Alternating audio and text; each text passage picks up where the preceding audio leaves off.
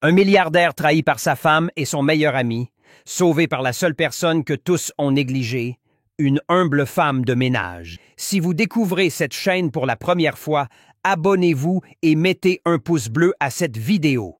Partagez-la également avec vos amis et votre famille. Cela compte énormément pour nous. Monsieur, je vous en supplie, ne quittez pas la maison aujourd'hui. Le chef Silas s'arrêta net. Il venait d'entrer dans le couloir, une main ajustant sa montre, l'autre tenant ses clés de voiture. Mais là, devant lui, bloquant son chemin, se tenait Dupé, la femme de ménage, agenouillée sur le carrelage froid. Ses yeux étaient rouges, ses mains jointes, tremblantes. « Qu'est-ce que c'est » demanda Silas doucement. Dupe leva les yeux, sa voix chevrotante. « S'il vous plaît, monsieur, ne sortez pas. Quelque chose de terrible arrivera si vous partez aujourd'hui. » Silas cligna des yeux, perplexe. « De quoi parles-tu? »« J'ai fait un rêve, monsieur, hier soir. Vous portiez exactement cette tenue. Vous êtes monté dans votre voiture et vous n'êtes pas revenu. Il y avait du sang partout. Les gens criaient votre nom. Je vous en prie, ne partez pas. » Silas la fixa. L'atmosphère de la pièce changea soudain, devenant pesante. Ce n'était pas un de ces rêves dramatiques qui prêtent à rire. Dupe semblait sincèrement terrifié. Son téléphone vibra dans sa poche. Toby, encore. Il était déjà en retard pour la réunion avec les investisseurs. Tout reposait sur cet accord. Des milliards. « Relève-toi, » dit Silas, la voix basse. « Ce n'est pas le moment. »« S'il vous plaît, monsieur, » murmura-t-elle, pressant ses mains contre le sol. « Je sais que je ne suis qu'une femme de ménage, mais je ne pouvais pas me taire. Si je vous laissais partir et qu'il vous arrivait quelque chose, je ne me le pardonnerais jamais. » À cet instant, des talons résonnèrent dans l'escalier. Madame Mariah. Elle descendait lentement, son peignoir noué autour de la taille, le visage déjà éclatant de maquillage matinal. Elle s'arrêta en voyant Dupé au sol. « Que se passe-t-il ici, exactement » demanda-t-elle froidement. « Elle dit que je ne dois pas quitter la maison » répondit Silas, sans quitter Dupé des yeux. Mariah descendit les dernières marches et croisa les bras. « Pourquoi » Dupe ne bougea pas. « Madame, j'ai fait un rêve très clair. S'il sort d'aujourd'hui, il ne reviendra pas vivant. » Mariah ricana. « C'est pourquoi je t'ai dit qu'il fallait se débarrasser de cette fille. Elle se prend maintenant pour une prophétesse. »« Mariah, » commença Silas. « Non, laisse-moi parler, » coupa-t-elle sèchement. « Tu as une réunion importante ce matin. De l'argent est en jeu. Des contrats t'attendent. Et maintenant, une femme de ménage t'arrête avec des rêves absurdes. Tu plaisantes, j'espère. » Dupe baissa la tête encore plus. « Je suis désolé, madame, mais je devais le dire. Dégage de là. » Silas leva la main. « Attends. » Mariah se tourna brusquement. « Attendre quoi? » Il resta silencieux, les yeux toujours posés sur Dupé. Il y avait quelque chose dans sa voix, une sincérité. Elle ne bégayait pas, n'essayait pas d'impressionner qui que ce soit. Elle semblait avoir vu quelque chose d'inoubliable. Puis cela arriva. Cette sensation, cet avertissement discret au fond de sa poitrine. Pas de bruit, pas de drame, juste un pressentiment fort. Si tu sors aujourd'hui, tu le regretteras. Silas recula. Il marcha lentement vers la table centrale, posa ses clés de voiture à côté de son téléphone et se détourna de la porte. « Je ne sors pas !» Dupe laissa échapper un petit soupir, toujours agenouillé. La bouche de Mariah s'ouvrit de stupéfaction. « Tu ne fais pas quoi? »« Je ne sors pas. Pour l'amour de Dieu, Mariah, je ne sors pas. » Silas entra dans le salon et s'assit, les mains croisées devant lui, fixant les carreaux de marbre comme s'il détenait des réponses. Mariah secoua la tête, incrédule. « Tu laisses cette fille te manipuler à cause d'un rêve? »« Elle ne me manipule pas, » dit-il calmement. « Quelque chose ne va pas. » Mariah siffla, se retourna et remonta à l'étage en marmonnant. Dupe se releva lentement, essuya son visage et ramassa le verre d'eau qu'elle avait laissé plus tôt sur la table. Ses mains tremblaient encore. Silas resta assis en silence, se demandant pourquoi son cœur battait si vite et pourquoi la peur dans les yeux de cette fille semblait plus réelle que tout ce qu'il avait ressenti depuis des années. Ce qu'il ignorait, c'était que ce n'était que le début. Le contexte. Silas, un homme d'affaires respecté. Le chef Silas Admo n'était pas seulement riche, il était respecté. Il ne courait pas après la célébrité sur les réseaux sociaux. Pas de bruit inutile, pas d'interviews tapageuses ni de fêtes d'anniversaire ostentatoires. Mais dans les cercles immobiliers du Nigeria, son nom pesait lourd. Il était copropriétaire de l'une des plus puissantes entreprises de développement immobilier à Lagos, Crestrock Real Estate Group, aux côtés de son ami de longue date et associé Toby Onishila. Ensemble, ils avaient bâti l'entreprise de toutes pièces depuis les jours où ils passaient des appels à froid depuis un seul ordinateur portable dans un petit bureau à Yaba, jusqu'à la signature de contrats de plusieurs milliards de naira à Banana Island et Maitama. Silas était la stratégie. Toby, le showman. Silas était calme, calculateur, un homme qui savait écouter le silence. Toby était charmeur, agressif, un preneur de risques qui savait vendre un rêve. Les gens admiraient leur amitié, leur façon de se comporter comme des frères de sang. Mais seul Silas savait qu'au-delà des rires, des coupes de champagne et des contrats, ils n'avaient rien en commun. Pourtant, l'entreprise prospérait. L'argent coulait à flot. La vie était douce. Et puis, il y avait la maison. Aux yeux du monde, Silas avait tout. Une belle épouse, Mariah, mince, magnifique, toujours rayonnante comme une couverture de magazine. Une maison moderne à Lekki, avec une salle de sport inutilisée, des bougies parfumées importées dans chaque pièce et assez de chaussures de luxe pour ouvrir une boutique. Ils formaient le couple idéal, toujours assorti au mariage, toujours souriant sur les photos d'anniversaire, toujours félicité par des « Dieu vous a vraiment béni, vous êtes parfaits ensemble ». Mais derrière les portes closes, c'était une autre histoire. L'amour perdu et l'arrivée de Dupe Silas avaient épousé Mariah par amour, un amour sincère. Il l'avait rencontrée dans un magasin de décoration de luxe à Ikoyi.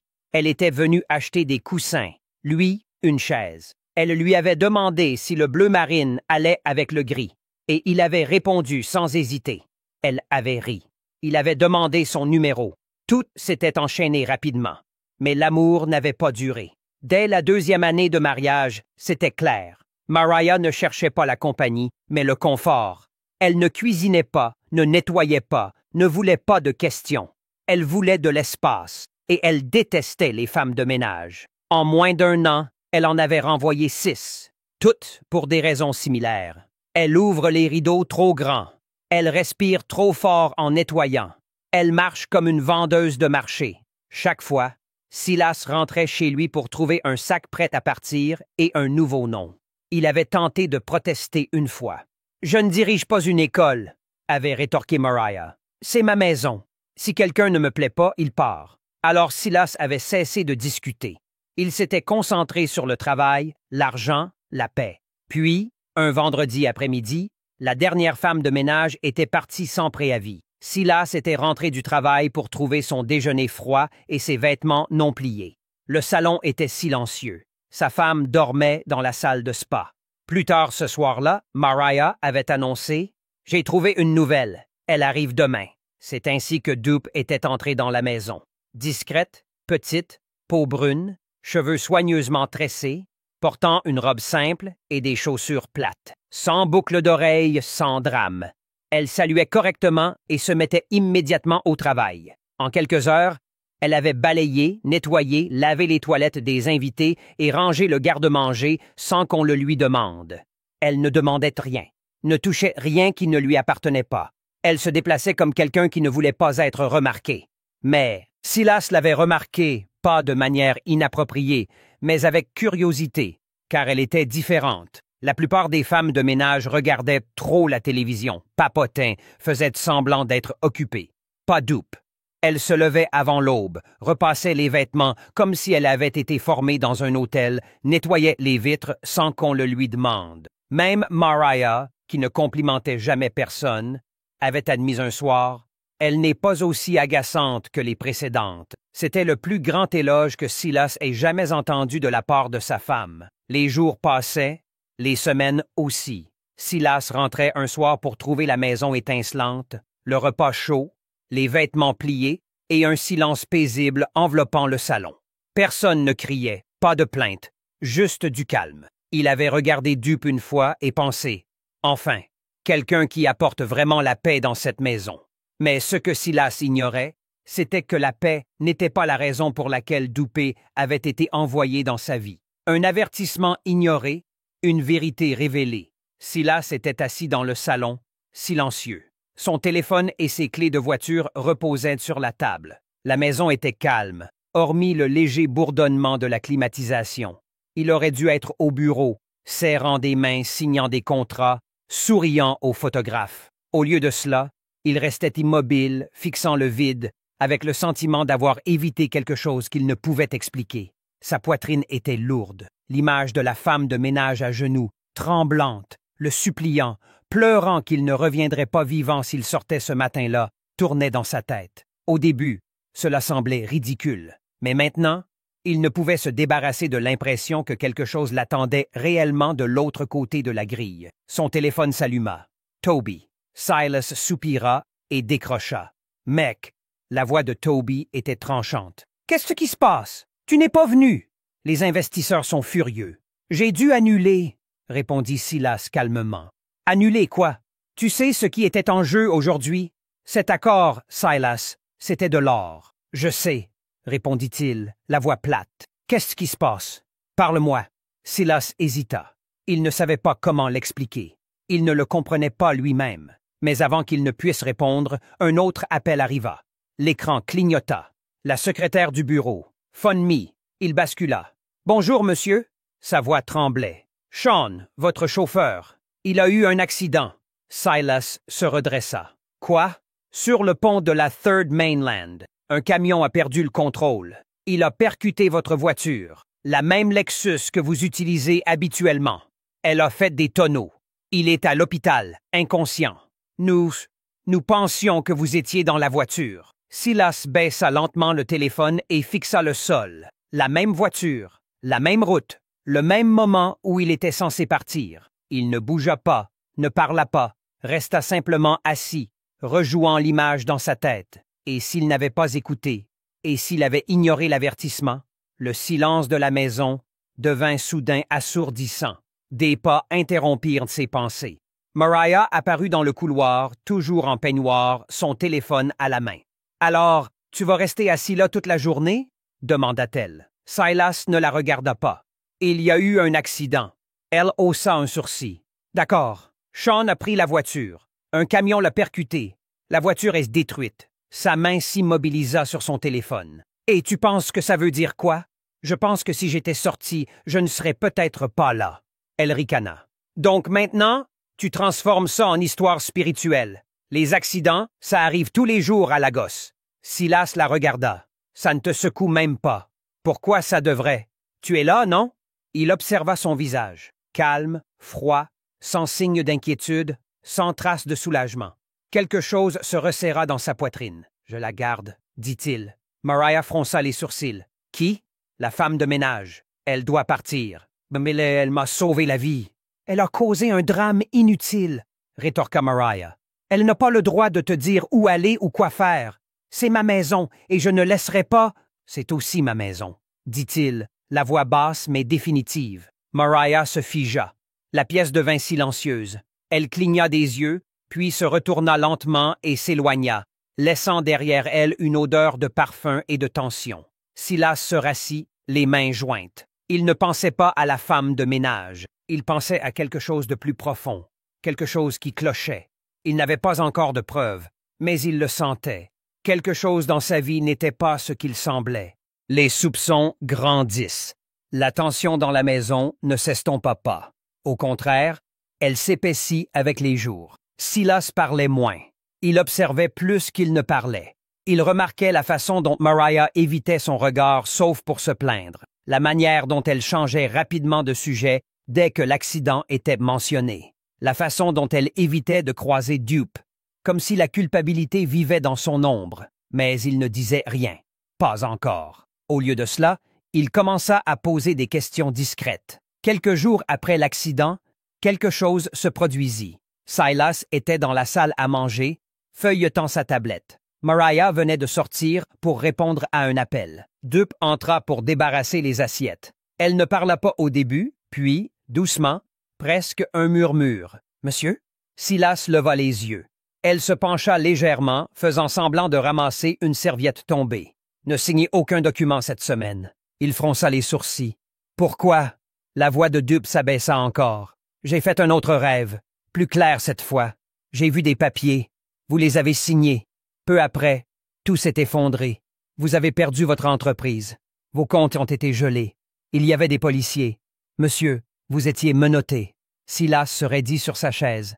Elle ajouta, « Si vous signez un document cette semaine, vous perdrez non seulement votre argent, mais vous pourriez finir en prison pour quelque chose que vous n'avez pas fait. » Avant qu'il ne puisse poser plus de questions, Mariah revint. Dupe ramassa le plateau et partit discrètement. Mais ces mots restèrent. Ils ne restèrent pas seulement, ils s'enfoncèrent profondément.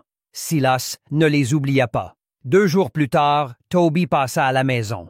Il arriva dans son style habituel, bruyant, cheveux bien coiffés, parfum frais, grand sourire. « Mon gars! » cria-t-il, serrant Silas dans ses bras. « Mec, Dieu merci, tu n'étais pas dans cette voiture. C'était brutal. » Silas esquissa un petit sourire. « Laisse-moi deviner, » continua Toby. « Cette femme de ménage est toujours là, celle qui a donné une prophétie ce matin-là. » Silas hocha la tête. Toby rit. « Oh, mec, toi alors. Depuis quand tu écoutes les rêves? Je n'ignore plus les avertissements, » répondit Silas calmement. Toby haussa un sourcil mais n'insista pas. « Bon, passons. L'accord de Dubaï est toujours sur la table. Il nous faut juste ta signature. » Silas hocha la tête. « Envoie les documents. » Toby sourit. « Ça, c'est ce que j'aime entendre. » Mais ce soir-là, lorsque les documents arrivèrent et que Silas ouvrit le dossier, son corps se tendit. Quelque chose clochait. Les chiffres semblaient erronés. La valeur proposée pour le terrain était inférieure à ce qu'ils avaient initialement discuté. Le compte étranger indiqué sur la page des paiements, il ne le reconnaissait pas. Puis il se rappela « Ne signez aucun document cette semaine. Vous pourriez finir en prison pour quelque chose que vous n'avez pas fait. » Silas ne signa pas. Il referma le dossier et le verrouilla dans son tiroir. Une enquête discrète suivit. Il contacta un ami dans la finance. Et ce qu'ils découvrirent était pire que prévu. Toby détournait des fonds de l'entreprise vers des comptes offshore privés depuis plus de 2 ans. De grosses sommes cachées sous de faux noms de projets. Tout cela soigneusement orchestré, comme quelqu'un qui ne prévoyait jamais de se faire prendre. Ce n'était pas juste une trahison, c'était criminel. La vérité éclate, et à la maison, les choses empirèrent. Mariah commença à tout faire pour chasser Dupe. « Elle est trop à l'aise, » dit-elle un matin, claquant un tiroir. « Trop silencieuse. Je ne lui fais pas confiance. » Silas ne leva pas les yeux. « Elle est efficace. Elle est irrespectueuse. Elle est disciplinée. » Mariah croisa les bras. « Elle part. » Silas la regarda enfin. « Elle reste. » La voix de Mariah monta. « Tu choisis une femme de ménage plutôt que moi? Je choisis ma paix. » Cette nuit-là, Mariah s'enferma dans la chambre d'amis. Elle faisait les 100 pas, bouillonnait, puis prit son téléphone et appela Toby. Il répondit d'une voix fatiguée. « Quoi? Je n'en peux plus, » dit-elle, la voix brisée. « J'étouffe. Qu'est-ce qui s'est passé? » Il continue de protéger cette fille. Il refuse de la renvoyer. Elle interfère dans tout. C'est juste une femme de ménage. Non, ce n'est pas le cas. C'est une malédiction. Cette fille nous observe. Elle ruine tout le plan. Toby resta silencieux. Mariah continua. « Tu m'as dit de l'épouser. Tu as dit que si je le faisais, nous trouverions un moyen d'entrer, de prendre une partie de l'entreprise, d'accéder au fonds. Ça fait combien d'années qu'on planifie ça? Et on est toujours sur la bonne voie. »« Non, on ne l'est pas, » coupa-t-elle. « On a tout essayé. T'as même envoyé ces gars ce soir-là pour l'intercepter sur Admiralt. Tu te souviens? » « Je me souviens. Ils étaient armés, Toby. Ils ont attendu des heures. Et qu'est-ce qui s'est passé? Il a changé de route, encore, à cause d'elle. » Toby soupira. Elle l'a appelé, lui a dit de prendre un autre chemin. C'est comme si elle savait toujours. Chaque piège qu'on tend, il l'évite. La voix de Mariah s'abaissa. « Je suis fatigué. Je déteste vivre ici. Je déteste faire semblant d'être une épouse. Je déteste partager un lit avec un homme que je n'aime pas. »« Tu m'aimes ?» dit Toby doucement. « Oui, » murmura-t-elle. « C'est pourquoi j'ai fait tout ça. Mais ça traîne, ça s'effondre. Et si quelque chose ne se passe pas bientôt, je m'en vais. » La confrontation. Le samedi soir arriva, calme et lent. Silas était sur le balcon, consultant des rapports d'audit sur sa tablette, lorsque Mariah entra dans le salon, vêtue d'une robe de voyage ajustée. Son foulard était noué lâchement autour de ses tresses, ses ongles fraîchement vernis. Elle se tenait près de l'escalier, vérifiant son téléphone avec désinvolture. « Je pars demain matin, » dit-elle. Silas ne leva pas les yeux. « Où? »« À Okuta. Papa ne va pas bien. Je dois aller le voir. » Il hocha lentement la tête. « D'accord. Je devrais être de retour lundi. » « OK. » Elle attendait plus de questions. Peut-être un câlin, un bon voyage, n'importe quoi. Mais Silas retourna simplement à son écran. Quelque chose dans ce silence la rendit nerveuse, mais elle sourit et s'éloigna. Silas ne bougea pas. Il ne montra aucune émotion, mais à l'intérieur, il passait déjà un appel. Suivez-la discrètement. Ne la perdez pas de vue. N'intervenez pas. Envoyez-moi juste des nouvelles. Le lendemain matin, elle quitta la maison à 7h15. Son sac à main était de marque, son sourire doux. Elle embrassa légèrement Silas sur la joue et fit un signe d'adieu. À 9h03, la première mise à jour arriva. Elle n'était pas partie à Aokuta. Elle s'était rendue directement à Victoria Island. Elle s'était enregistrée dans un hôtel-boutique sur Adetokunbo, Ademola Street. Chambre 406, nom sur le registre. Madame Tolu Ogenlad. Silas lut le message sans ciller. À 9h47, la deuxième mise à jour arriva. Toby était arrivé. Casquette baissée, lunettes de soleil, polo noir simple. Il n'avait pas pris de chambre. Il était monté directement. Même chambre. Silas fixa la photo. Puis il s'adossa lentement. Pas de choc, pas de panique. La vérité battait dans sa poitrine depuis des semaines. Ce n'était qu'une confirmation. Ils ne sortiront pas de la journée. À 18h20, Silas arriva à l'hôtel dans un SUV sombre. Il n'avait pas dit à son chauffeur pourquoi. Il n'en avait pas besoin. Il sortit calmement, entra. La réceptionniste le salua avec un sourire. Il ne répondit pas. « Chambre 406, » dit-il. Elle hésita.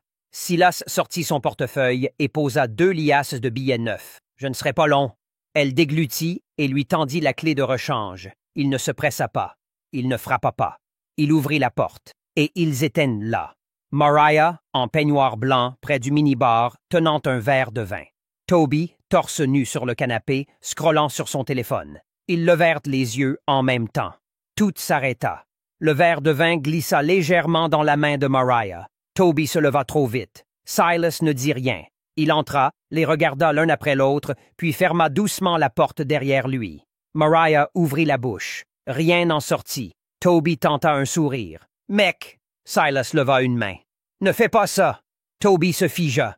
Les lèvres de Mariah tremblèrent. « Silas, je peux expliquer. »« Ne mens pas, » dit Silas doucement. « Pas ici. » Elle le regarda comme un étranger. « Tu m'as suivi. »« Et j'ai cessé de te faire confiance il y a 2 mois, » dit-il, la voix basse, claire. « Maintenant, je sais pourquoi. » Toby avança. « Ce n'est pas ce que tu penses. »« Ah, c'est exactement ce que je pense, » dit Silas. Et pire encore. Un long silence suivit. Silas se tourna vers Mariah. « Tu m'as épousé pour ça? » Ses yeux brûlaient. « Tu ne m'as jamais vu.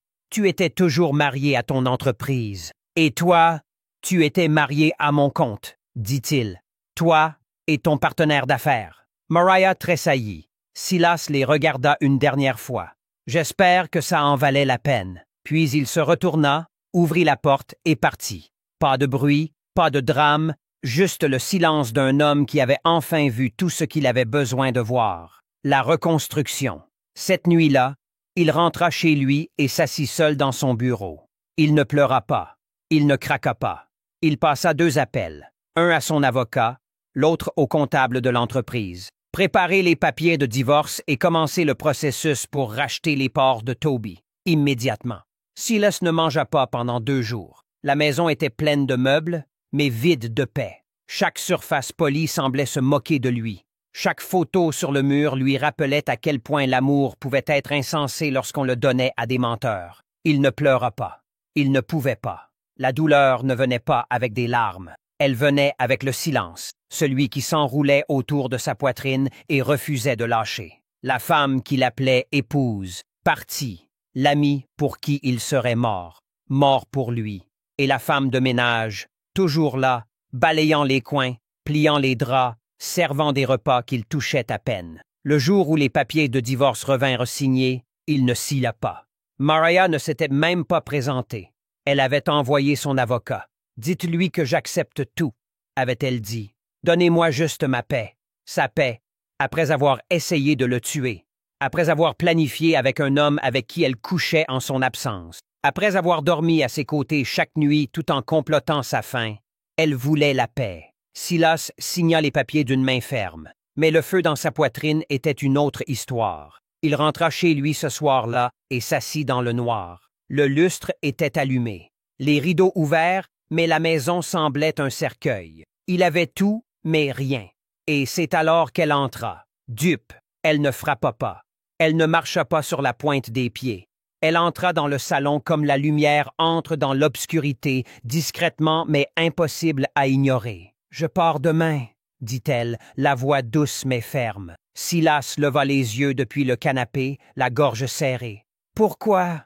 demanda-t-il. Elle ne scia pas. « Ma mission ici est terminée. » Silas la fixa. De toutes les personnes dans sa vie, c'était la seule qui n'avait pas menti. Celle qui avait vu les pièges et ne s'était pas tue. Celle qui avait risqué son travail, son confort, même sa vie pour lui. « Tu n'as pas à partir, » dit-il. Et cette fois, sa voix se brisa légèrement. « Tu es la seule personne qui ne m'a pas fait de mal. »« Je sais, » dit-elle doucement. « Mais je n'ai pas été envoyé pour rester. J'ai été envoyé pour sauver. » Silas se leva lentement, s'approcha d'elle. Son cœur était lourd. Il ouvrit la bouche pour parler, mais rien ne sortit. Alors, elle parla à nouveau. « Si vous aviez signé ce document, » dit-elle doucement, « vous auriez perdu votre entreprise, votre nom, votre liberté. Vous seriez en prison pendant que ceux qui ont planifié votre chute se promèneraient librement et prendraient leur petit déjeuner ensemble. » Sa mâchoire se serra. Elle prit une profonde inspiration. « Mais vous n'avez pas signé. Vous êtes resté. Vous avez écouté. Cela signifie que vous êtes prêt. Prêt pour quoi? À recommencer, dit-elle, cette fois avec les yeux ouverts. Ils se regardèrent. Puis Dupe fit quelque chose d'étrange. Elle sourit. Pas un sourire d'adieu, mais un sourire qui disait « Vous irez bien, vivez bien », dit-elle, reculant vers la porte. « Faites confiance lentement, aimez prudemment, surveillez tout le monde. » Elle se retourna, ouvrit la porte, et juste comme ça, elle disparut. Silas resta longtemps dans l'embrasure de la porte, le vent le frôlant comme un murmure. Il ne la poursuivit pas, il ne pleura pas, mais au fond de lui, quelque chose se brisait et guérissait en même temps.